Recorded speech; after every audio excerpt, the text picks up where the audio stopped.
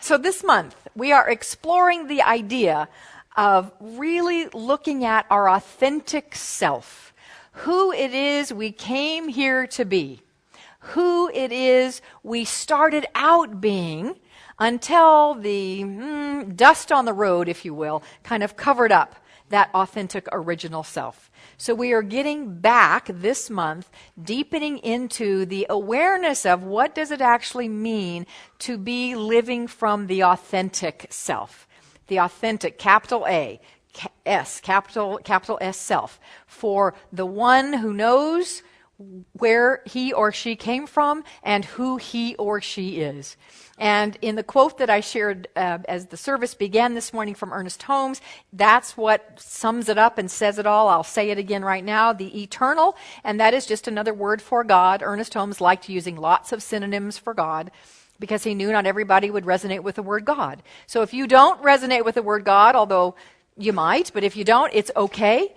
No worries. We have lots of other terms we can use for that incredible energy and essence. Life itself, universal presence, Howard be thy name, as we know in the Lord's Prayer, Howard be thy name, right? Isn't that what it says? Howard be thy name? I thought that's what it said. Right? It doesn't matter. God does not care what term we use. So Ernest Holmes said, the eternal God has placed itself at the center of our being. The discovery of this is the greatest discovery of the ages. So the eternal God has placed itself at the center of my being, at the center of your being. And the discovery of this is the greatest discovery of your life. And that's why you are here, to take the journey, really to return from where you came. We come into this life connected, knowing we're connected, and then we forget. There's a great little thing, rules for living, and I'm actually going to share them with you next Sunday. Oh, a little plug for coming back next Sunday. Give you another one of those in a bit. But rules for living, and we have all these rules for living and ways of being, and then the bottom line is that, and you're going to forget all of this when you get here. So we forget who we are, and it's a matter of returning home to who we are and knowing who we are. I quoted last week a line from a poem by T.S. Eliot. I want to say it again this morning, and I personalized it last week, and so I want to personalize it again today. This is not quite the way T.S. wrote it, but I wanted to make it personal for us. And he said, the end of all my exploring will be to arrive where I started and to know the place for the first time. And that's what we're doing this month. We're taking that magnificent journey. We started from the heart of God, and it is our journey, our mission in this life, and it's the greatest discovery of our lives to return to that place, back to the heart of God. So last week, we began looking at 7 intrinsic qualities of the authentic self. The self who knows, that self who has returned to that place of home and who knows that they have returned. And I said last week, and I want to say again, that when we express these 7 qualities, either one of 2 things will be going on. So the first one is when we express these qualities just automatically without thought, when they just come forth from us, they're signs for us to know that we are living from that connected place. So when these qualities just flow out of us naturally, it's lovely to recognize, I am in connection right now with that authentic place of my being. How lovely to celebrate that. But the other way we can use these 7 authentic qualities is that when we cultivate them, when we intentionally come from them, when we make a choice to live in that way, then we are cultivating and calling forth our authentic self out from behind the masks that we have put up in front of that authentic self. So one of 2 ways, either when they're expressed naturally, we can know that, oh my goodness, there I am, connected to my authentic self. When we're cultivating them and making the intentional choice to live from these spots, we know that we are calling forth that authentic self. So either way, these qualities are very, very valuable to live from and by. Before we move into the ones we're going to experience today, I want to do a quick review of the ones we talked about last week. And I was put on notice last week by one of our board members who shall remain nameless but sitting in the front row in a beautiful blue dress. And her name is Jeannie Sovereigns, but I won't say that. I won't say her name, but that's who it is. But just her, JS are her initials. And so what I did last week was because I always like inviting congregant participation. I want to make sure you're all awake, not just back there sleeping. Although people tend to say, no, I'm meditating on your words, right? I'm meditating. And this just means I really got it. No, I'm kidding. I know. Right. Somebody back and go, yeah, that's it. That's what it. All right. So I like to engage you, and I like to ask questions and have you answer. And I was told last week that if I am going to expect to get answers, there must be reward for the answers, right?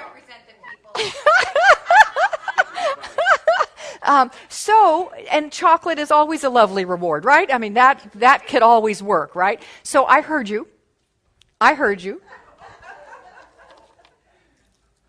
Here it is. So I have it, and I'll toss it or I'll get somebody to run it for me if it's in the back of the room. So I see a hand over, like, I want it. All right, so last week we had 3 intrinsic characters that we talked about. Tell me one of them.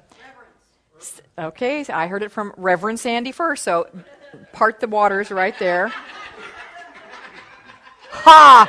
Nice catch.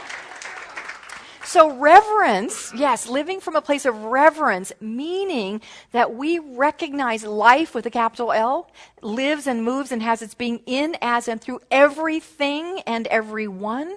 And so we honor everything and everyone with a reverence because of that recognition. Ernest Holmes said, and I quoted this last week, but I want to quote a piece of it again today because it's so powerful. He said, if we can bind ourselves together reverently in love and compassion, in mutual tolerance and understanding, then we shall lead the world down a pathway of new enlightenment. Isn't that a powerful statement? We will be catalysts for enlightenment when we look at the world in reverence. So I created an affirmation, a statement, a proclamation for this that I want us to say together today. And here it is. I'll say it once, and then we'll break it up and say it. You'll repeat after me. But here it is once. I revere all life because it is part of the whole, and it is holy. Okay? So here we go. I revere all life because it is part of the whole, and it is holy. I revere all life because it is part of the whole, and it is holy. Nice. That was reverence. What's another one that we looked at? Okay. Oh, man, that was stereo. That was absolutely stereo. All right, Jeannie. And Tamara, was that you? That's what I thought. Oh, look at that. Nice job. Nice job. Wholeness. All right, so wholeness is really the first one. Everything is grounded on wholeness. And the idea is that we are connected to the whole. We are one with the one. And so because we are one with the one, everything is whole and everything is complete and everything, in fact, is perfect just the way it is. And we are perfect just the way we are, warts, wrinkles, and all. So our affirmation was, I am whole, I am complete, I am one with the one. I am whole. Oh, let's start. Wait. Oh, you guys are good. You had it all. I'm not repeating after her. I know what it is. So since you know what it is, let's try that again. I am whole, I am complete, I am one with the one. Nice. The third one. Ho, ho, ho. Well, and there it is. Ha, ha, ha. Fearlessness. What do we have to fear? When we know who walks as us, as I tweak a little bit the statement from Course in Miracles, when we know who walks as us, if we knew, is what it says, if we knew who walks as us, there would be nothing to fear. That's what the Course in Miracles says. If it actually says, if we knew who walked beside us, we would have nothing to fear. But I don't agree with that. I don't agree with God is walking beside us. I believe God is walking as us. So if we knew who walked as us, there would be nothing to fear. And I gave you an assignment, actually, regarding this one. Who remembers what that assignment was? Do something that we were afraid of. To do something every year. To pick, but that was close enough, Sam. To pick something, nice job. Good catches. To do something every single year that causes us to be a little afraid, that gives us shakes in our boots. I had somebody after first service so well. I went and had a root canal this week, and I told my dentist, my minister said I had to do something I was afraid of, so here I am. And then she said, and I'm going to have a colonoscopy later this year, and that'll be the second thing. Whatever it takes. Whatever it takes. The cool thing is, I asked her about the root canal, and then she was so afraid to do it. I said, so how did it go? She goes, it was nothing. It was a piece of cake. And that is usually what we find when we face our fears. You know what? It's not as much a big a deal as we think once we walk through it. So yes, being fearless, because we know we're one with the whole, we're connected to all that is. God walks as us. What do we have to fear? And so we will walk through life fearlessly. So our statement for this one is, I know who walks as me, so I am fearless. Here we go. I know who walks as me, so I am fearless. Oh, nice, nice. So that takes us to the fourth quality, intrinsic quality of the authentic self, the fourth one. And I want to explain it, or introduce it rather, with a story. And this is a story from the ancient East. And the story goes like this. There was an emperor who was getting up in years and realized that he needed to pick a successor. He was still going to be around for several years, but he wanted to get his successor in line so that was taken care of. And he didn't think that much of his kids, so he didn't really want to leave the kingdom to any of his children. He didn't think any of them would be good emperors. He didn't think that much of the people who were in the court with him, so he didn't want to make any of them the emperor. And one day he had a divine idea of, this is how I will pick the next emperor. I am going to call all the young men of the kingdom, the young boys of the kingdom, I'm going to call them all in and give them a project. And from that project and from the results of that, I will pick the next emperor. So on the appointed day, all the young men in the whole country, in the whole kingdom, were called in. And each one, as they walked in, they got a seed. And once they were all in and they all had their seeds, the emperor said, here is how I'm going to choose the next emperor of this mighty and wonderful kingdom. Each of you today has been given a seed. I want you to go home and plant that seed, water it, feed it, nourish it. And in 1 year, I want you to come back and bring the results to me. And from the results, I will choose which one of you will be emperor. So with that, all the little boys scurried home. One little boy's name was Ling, and he, like the rest, scurried home, told his mother about the project, and they found great potting soil, a good pot, planted it, watered it, loved it, nurtured it, put it in a windowsill so it got lovely sun, and then watched for it to grow. And watched for it to grow. And waited for it to grow. And nothing happened. And a couple weeks went by, and then a month had gone by, and nothing was growing. And now he's going to school, and he's hearing his classmates, who also were at that meeting with the emperor, talking about how their little sprouts are starting to come up out of the soil. And as the weeks pass, they're talking about how their sprouts are starting to flourish, and leaves are starting to grow, and the stalks are starting to get stronger. And little Ling's plant it's not a plant. It's doing nothing. There is nothing. It's just dirt. But he keeps doing what he's supposed to do, watering and caring for this. And a year goes by, and nothing has happened in his pot. The day comes, the emperor says to all the young men of the county or of the kingdom, bring to me today the results of your seeds that I gave you a year ago. So all the kids gather up their pots. Ling didn't want to go because he was a failure. He killed a seed. He didn't want to go. But his mother convinced him that, no, you must go. You must live in integrity. You must have the courage. You must go. So he did.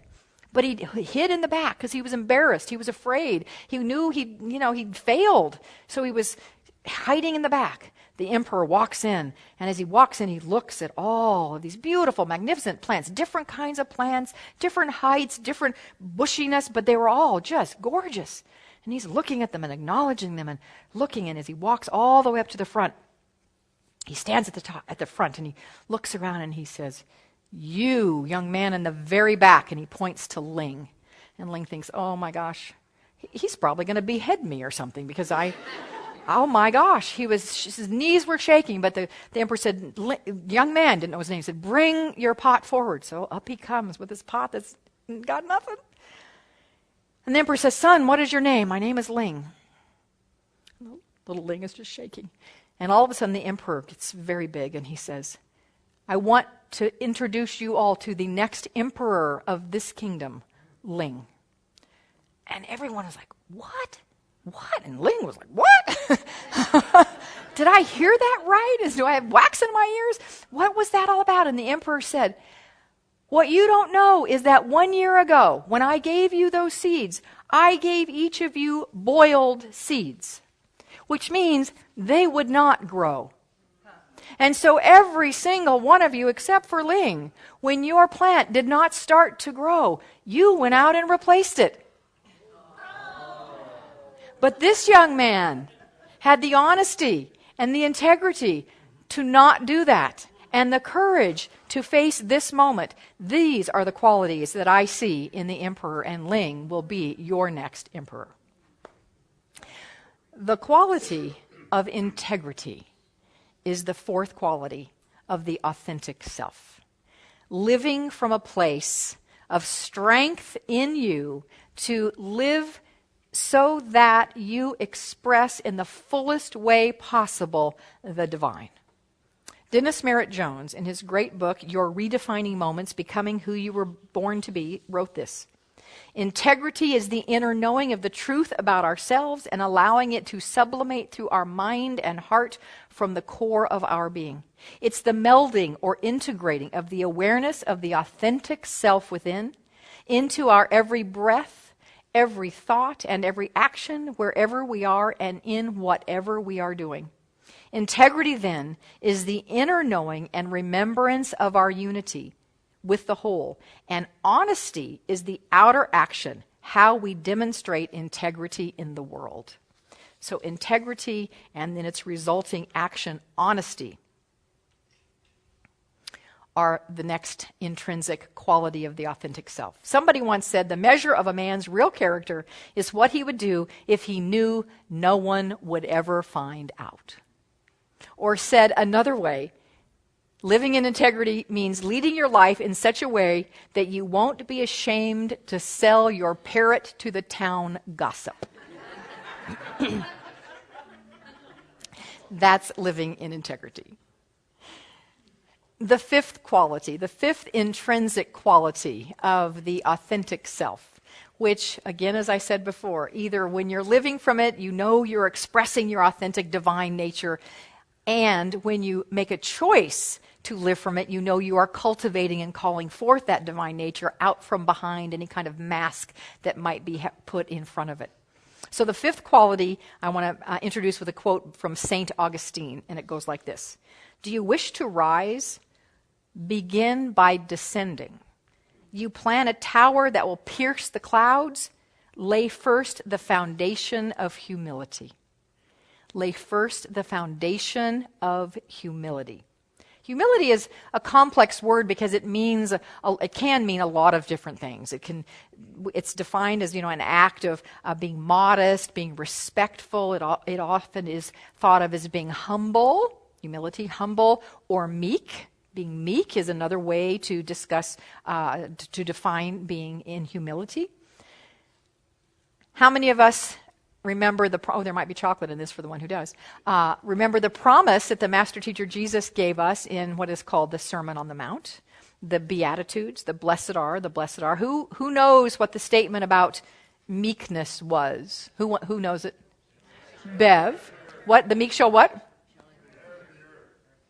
I heard that from a lot of you, so I'm not sure if I should just throw these all out in a big spray of chocolate. I don't know if that's what look at you. You are too funny. Craig wants his. There we go. There's a whole bunch over here, so I have no idea. Here it comes. I don't know. There you go. There it is. I don't know. All the way in the back, too. You're going to have to come get it. All right. Yes, blessed are the meek, for they shall inherit the earth. People who are here for the first time, like, really? This minister throws chocolate. That is the odd. We are a little unusual. We just are. There it is. So the meek shall inherit the earth. Here's what you may not know. You may not know that the translation into the word meek from the Aramaic word, the original Aramaic word that then got translated into meek, actually meant being teachable, open, and receptive. That's what meek really means. That's what humility means. Being teachable, being open, being receptive. Meaning, we don't know it all. Ernest Holmes even said, we must be open at the top because there will be those who come along after me who know more than I did. And we must be willing to listen to that and to hear that and to expand our view. So humility in this context, in the context of being an intrinsic quality of the authentic self, is the quality of being willing to be open and receptive to new ways of thinking, new ways of being, new perceptions. Maybe the way you're seeing something isn't exactly the way it is, or it certainly isn't the way someone else sees it, and being willing to see that somebody else sees it differently, being willing and open and receptive to someone else's ideas or concepts is what this word means here. So I want to give you, if you're willing to take it, a humility test. Like, what? Oh no. Here it is. This is just a test to see how open you are to other perceptions of things, perspectives of things, interpretations of things. This was an ad, in a personal ad in the Atlanta Journal. I just want you to listen to it and tell me what you think it's all about. Single black female seeks male companionship. Ethnicity, not important. I am a very good-looking girl who loves to play. I love long walks in the woods and cozy winter nights lying by the fire. Lovingly prepared dinners will have me eating out of your hand. I'll be at the front door when you get home from work, dressed in what nature gave me. Kiss me and I'm yours. Call 222-5555 and ask for Daisy. Okay, yep, what's your hand? What? Yes? What's that for? A dog. So 150 men called that number and were a little surprised to get the Humane Society and to find out that Daisy was an 8-week-old black Labrador retriever. Yeah. Meet me halfway at least. Okay, here we go. Oh, gonna bounce it off the floor. Very nice. Good catch. So are we open to different perceptions of things? Ernest Holmes writes, the divine does not force itself upon anyone. The divine, God, does not force itself upon anyone. He, it, she, however you want to say that, stands at the door and knocks. We must open if we are to receive. So open in humility, open to new ideas, to new possibilities, to new ways of being, to new beliefs, to new perceptions, to new ideas, to other people. Open to life really would be it. Are we open to life? That is our fifth intrinsic quality of the authentic life. Our sixth. Our sixth is a great word that is not a word that I use that often. I'm not sure I've ever used it. And to be honest with you, I had to look it up in the dictionary to say, what does this mean exactly? I kind of had an idea, but I wanted to find out exactly. And the word is equanimity. Equanimity. So, I have one more a couple candies left. Who knows what it means? That's it. Yes. Agreeable, yes, but staying calm. Here we go. I know. Oh, it bounced off of Carla and went right into Wendy's hands. It was a bank shot. That's right. Right. It means staying. Keep my daytime job. I will not be. Ow, my eye. No.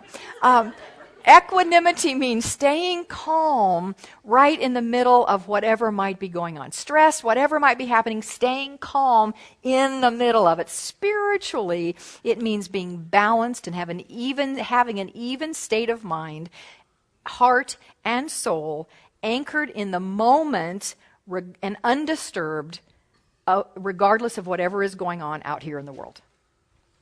Staying anchored in the moment and undisturbed internally, no matter what is going on out here. And I want to tell you another story of a king. Two king stories today. So this was a story of a king who did not have the quality of equanimity much in his repertoire of ways of being. In fact, he was very thrown off when things went wrong and didn't go the way he wanted them to go. He would get angry and upset and depressed, and he would just be in quite of a snit, if you will, when things did not go the way he thought they should go. And the other side is when they went well, and particularly when they went well because he did something. Oh, well, he just felt really good about that, and he kind of got himself all puffed up, and just, the ego really got in there, and, ooh, aren't I fantastic? Aren't I great? Look at me, look what I did. And he knew, even though he couldn't quite not do that, he knew that those really weren't great ways of being for a king. He wasn't going to be the best king if he was ruled by those kind of fluctuating emotions. And so he called his wise people and his sages, and he said, I want you to come up with a brief passage, a short statement that I can actually have inscribed on the inside of my royal king ring that will remind me just to stay calm in those, whatever the moments may be, the moments of, ugh, I don't like it, or the moments of, whoa, that's fantastic, that I could just stay even. I want you to come up with a line that will help me remember that. And so his sages went off, and they debated, and they talked, and they brainstormed, and I had ideas that they nixed, and because they knew it was really important that they get this right. The king wanted it, so they had to get it right. Finally, one of them said it, and they're like, yes, that is it. That is exactly the statement. And so they even knew so much that it was the perfect statement that they called for the king's ring. And they said, we want the ring because we are going to have the statement engraved. And the king trusted them enough. He gave them the ring. They came back after the ring had been engraved, and the king looked at it, and he just smiled. And he said, ah, yes, that is it. And what was engraved inside the ring said, this too shall pass. Oh, I like it. Like, oh, yeah. This too shall pass. Those moments that are just, in the human experience, we don't like them. We'd rather not be in them. We don't want to have them. It will pass. Those moments that are fantastic and glorious and, oh, we want to ride that wave forever. Well, that wave is going to pass too. It will, because life is an interesting journey. I love, was that in the song you did or the song you're going to do? Yeah, the song you did, yes. Because I've heard them both already. Life is a path and it goes. Equanimity, the quality of equanimity says that I can stay centered in who I am, a divine being of God, connected to the whole, no matter what is going on out there. And when I can be there automatically, no matter what's going on, I know that I am expressing my intrinsic, authentic self. When I'm not there, but I can consciously get myself there, I know that I'm calling forth the divine in me, through me, and as me in a more powerful way, and I am cultivating my authentic self. In Your Redefining Moments, Dennis Merritt Jones writes, to live with equanimity means we are perceiving whatever is in the moment through the neutral eyes of the silent witness. Just as the morning sun shines on all beings equally because it is incapable of judging some of us more worthy of sunlight than others, the same is true of the authentic self. It finds neither favor nor disfavor with what is happening in the moment. Equanimity allows us to become the discerning observer of life and to practice mindfulness of being in a manner that fully integrates the remembrance of wholeness as a state of being that is available to us at our center, not a condition on the outside of life. So that takes us to our seventh and final intrinsic quality of the authentic self. And I know you want to know what it is. And you're going to come back next Sunday. And you're going to get it. Look at that. Oh, dang. Or you're going to listen online. Or you're going to... Next Sunday, we're going to cover the final quality, because it really will take us home. It is the one that's going to bring it all together. It's the one that brings us and returns us to our center, and it's so important. It needs an entire time, not just a couple of minutes at the end of a service. So, to prepare us, launch us into this week and into our readiness for next week, a review. Integrity. Integrity says that I'm going to live my life in such a way that I would not be embarrassed or ashamed to sell my parrot to the town gossip. Humility, meaning being meek, meaning being open, receptive, willing to receive life and all that's in there and know that I don't know it all. Equanimity, having a balance and even state of mind, heart, and head, regardless of what is going on in our human world. So I want to conclude and leave us with 3 statements that will anchor these ideas. And I want us to do it in a way, we do this a lot in here, so again, if you're new today, get used to this because we do this a lot. In the power stance, because science has shown that when we assume certain physical ways of being, it affects our emotional state and it brings forth our power or it causes us to shrink. Our physical body will do that. Science has proven that. So when we make statements, affirmative statements that we really want to empower the statement and embody them to be in the physical power stance, just like ramps it up. So to do that, to really be in it, we have to stand up. So we're going to stand up, and you're going to watch your neighbor. Don't whack anybody as you do, so be mindful. You're going to arms out. Yeah, that's the power state right there. That's it. And Bill, are you going to come up and take a... Mr. Bill, are you going to come up and take a picture of this? You're going to take a picture of it, remember, because this looks so good. You guys, this is an amazing view, by the way. So we're just going to say our statements as Bill gets a couple of shots of us doing this, okay? Yeah. All right. So I'm going to say it, and then you're going to say it with zest after me. Here we go. Yes. Yes, with that, yes. Today my outer actions reflect my inner wholeness. In humility, I am open and receptive to life. I face all of life's conditions with ease and grace. And so it is. And so I let it be.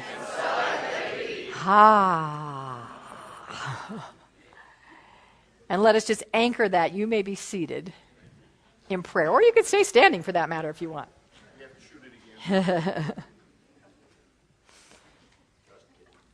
So let's take a deep breath. And even in this seated position, let us assume a prayerful power stance, which is head not bowed, but chin lifted. Shoulders not rolled in, but rolled back.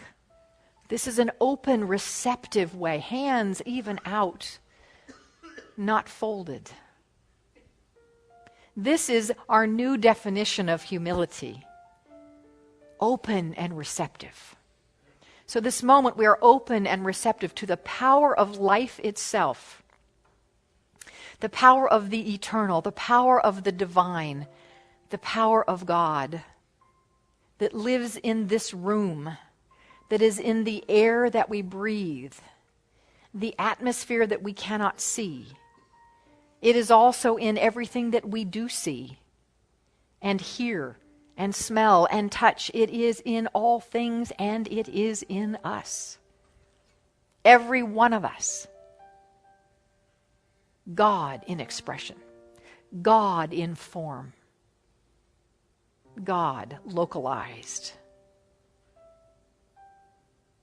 Knowing this to be true, I speak my word here, in this moment, in this room, and I plant my seeds of words, of thought into the fertile soil. And these are healthy, vibrant seeds, alive with possibility. And the fertile soil of the law receives these words to nurture them and call them forth. And what I know and I accept for us this morning is that as we walk through life, taking one step at a time, that our authentic selves are born and birthed and called forth more and more. And that these beautiful qualities that we're exploring of wholeness, reverence, fearlessness, integrity, humility, and equanimity, that they live in us and are expressed through us in a conscious way. And what I know is that as we do this, as our founder Ernest Holmes said, we will be the ones who bring in a new enlightenment to humankind. So we are the ones bringing a new enlightenment to humankind as we live from the authentic self. For the results of this prayer, expected and unexpected, known and unknown, I say thank you, life. I call it good, oh so very good. And with faith and with trust and with a knowing that it is already done, because the seed, the vitally alive seeds have been planted, I release these words. I let them go. I let it be, and I know that it is done. And together we say, and so it is. Amen.